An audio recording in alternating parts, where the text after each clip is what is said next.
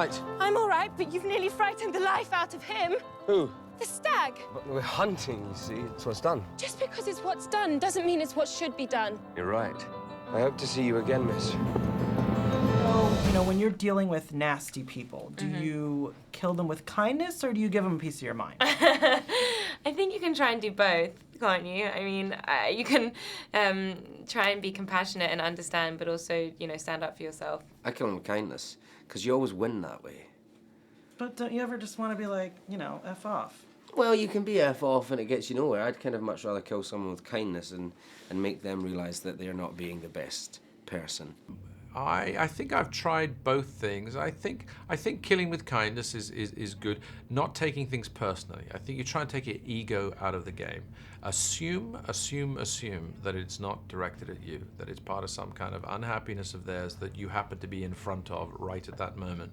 And I think that's usually a pretty helpful thing. If you were to have a fairy godmother, famous fairy godmother, you've been asked this before, I'm sure, who would it be and why? But tell me someone different than you've already said. Then, well, I mean, I can only think of Helena Bonham Carter because she's just unbelievable. I can't think of anyone better. Maybe Joanna Lumley.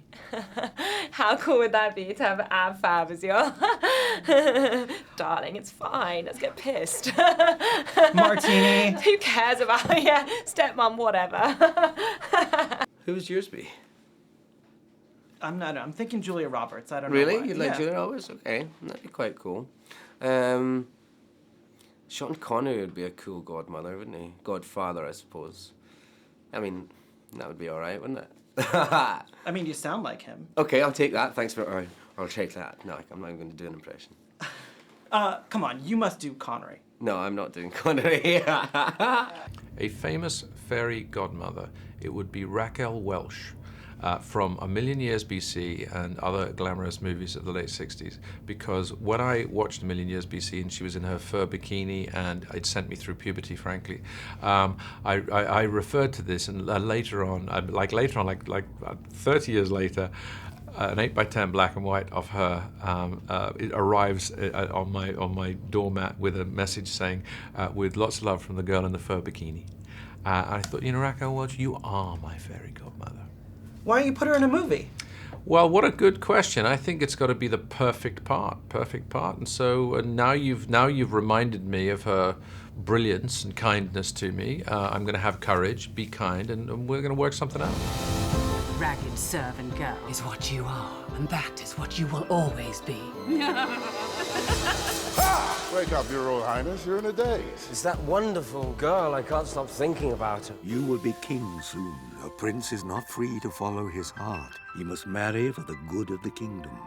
What on earth have you been doing? Dreaming, that's all. Well then, wake up. No one in the kingdom will outshine my daughters. You know, now that you're Cinderella, are you available for hire for like parties, bar mitzvahs? I would love to. I love kids so much. I keep telling everyone I want to just babysit. I might give up acting and babysit. Will you wear the costume? I probably won't wear the costume because I feel like I might get laughed at on the street.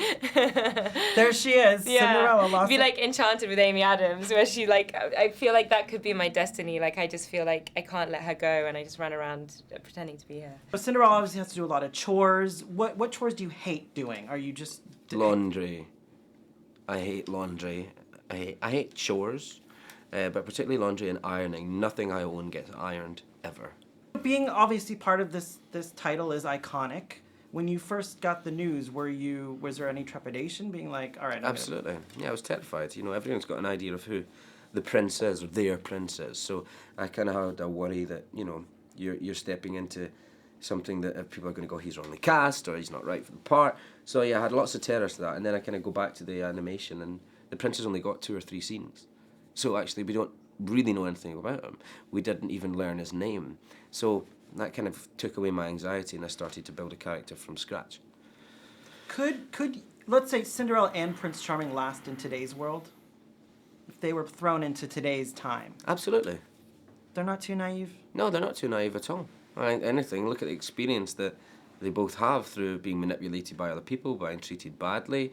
It's actually, I think, take it out of the fairy tale, take it out of the time period. It's about their perception. They both look for the best in each other, and they both look for the best in every situation. And I think actually those are the people that survive best in today's world. So now that you're a Disney princess, How much free Disney crap do you get? I haven't had any yet. I know. I think maybe I'm going to take this home tonight. I just haven't told them yet. Do you get free tickets to Disneyland? Like, well, actually, my mum and my brothers are here, and they really want to go, so I'm going to speak to someone about that. And I don't even mind if they get in for free, but they need the queue jumper. That's what you need at Disneyland, right? I mean, you're Cinderella. I feel like you should you don't have to wait in the line. I know, but I feel like no one would believe it if I was like, "Hi, I know I'm Cinderella." They'd be like, you know. What do you think? Is there an overall message here for maybe not only young girls, but like younger kids? Because a lot of kids are going to see the movie.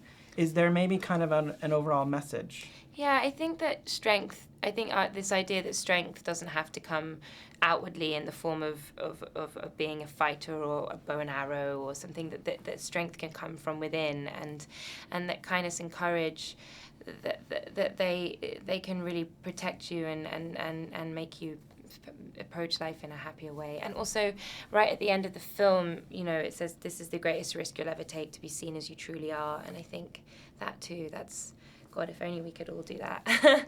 What's a great risk you've taken? I feel like I think as an actor you have to take risks all the time, because you're sort of being courageous enough to believe that you could be another character, and that putting that in front of the world or the people, or, you know. Right, go get your shoe. That's the risk I'm going to take later. Branagh, I got a little bone to pick with you. Oh my goodness. I know. So, okay, everything, you know, at the stroke of midnight, everything changes back to its normal thing, except for the shoes. Mm-hmm. Why don't the shoes change back? What a brilliant question. Now, and when you asked that, when you were frustrated to see that, what answer did you come up with? I thought, because, you know, they're special magical things. Right answer. They're special magical things, exactly. They're magical shoes, don't you understand? That the fairy godmother made them. And it also, she I think it's the clue. It's the little teaser. So she goes, there's a way back to the prince. There's a way for him to find her. You know, got to leave something, haven't you? So, you know, Disney comes to you, they say, "Kenneth, we want you to direct Cinderella." What are your initial thoughts? Are you like, I don't know how to tackle something? Are you excited? Are you nervous? Surprised, really surprised. Fairy tale surprises me. Then I think, well, no, I do lots of things that have magic in them, so maybe I can see that. Cinderella, well, I kind of tend to maybe have been a bit more Boise in the movie world lately, so that's a nice surprise as well. And then you tell a few people that you're thinking about doing this, and they go, oh, fantastic, great. You've got the mice, you have Gus. Yeah, we got Gus. Gus will be in the film.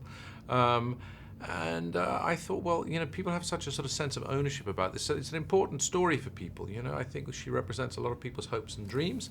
And the character can absolutely have a new life in the 21st century. She can say and feel new things and still be inside that framework that gives people their slippers and their midnight run, etc. Last question, you know, this big Disney tentpole, how much free Disney crap do you get now?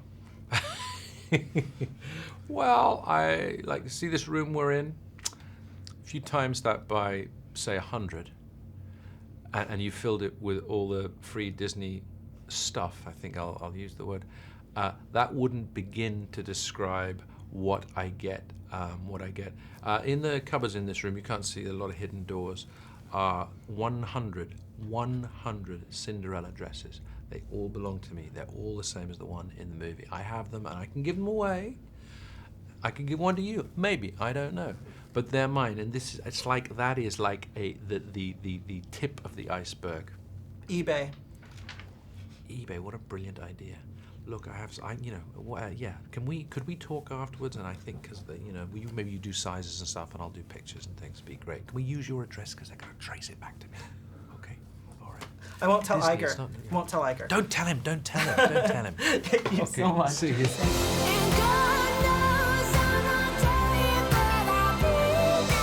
It's you, isn't it? Just so. Remember, at the last stroke of midnight, the spell will be broken and all will return to what it was before. Are you looking for this? Must be quite a story to go with it. Keep that girl out of sight, and you and your daughters will get whatever you desire. Someone like that doesn't just vanish. I have to see her again.